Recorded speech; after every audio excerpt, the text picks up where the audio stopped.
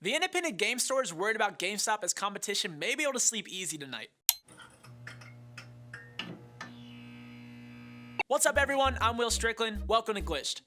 If you've purchased anything off of Gamestop.com within the last several months, you should probably double check your bank account. Card numbers, expiration dates, names, and addresses were stolen from GameStop's website.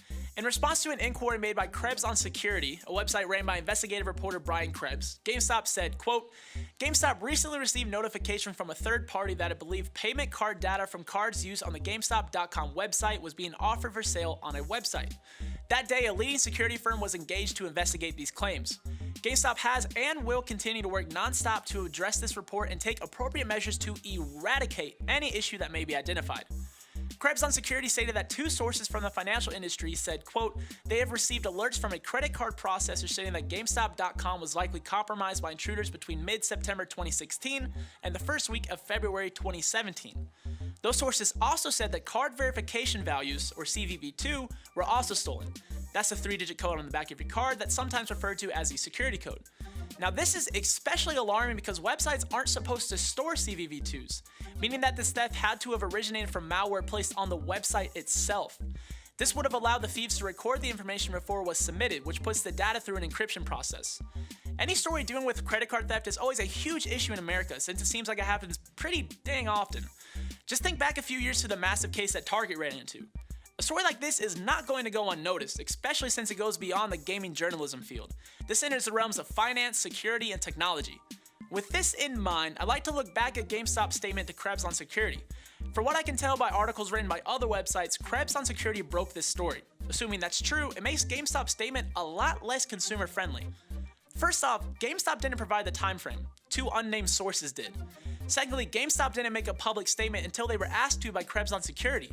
Now, I'm not saying that GameStop would have never mentioned it had no one asked about it, but I am questioning why GameStop didn't release a statement as soon as they confirmed that a breach had occurred.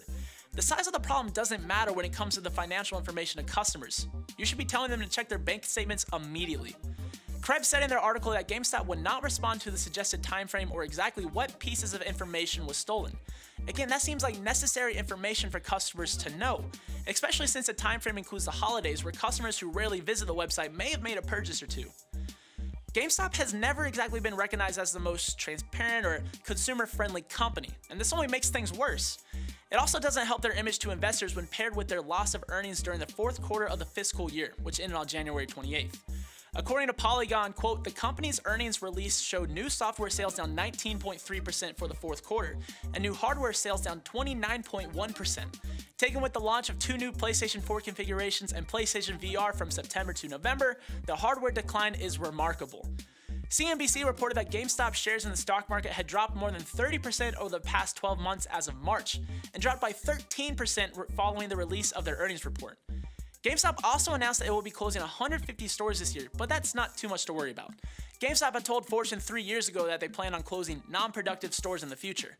Plus, they'll be opening at least 100 new specialty stores focused on gaming collectibles and technology brands like Cricket Wireless.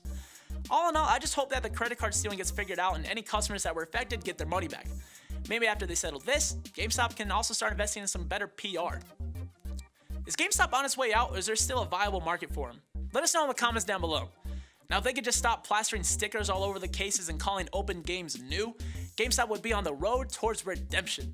But until then, like this video and subscribe to our channel. You can also find us at facebook.com/glitch.news to stay up to date on all your gaming and tech news. This is Glitch. I'll see you next time. The stickers. Yeah, there's a sticker on the top, sticker on the spine, sticker on the back. That's more than none. Oh, they stopped doing that?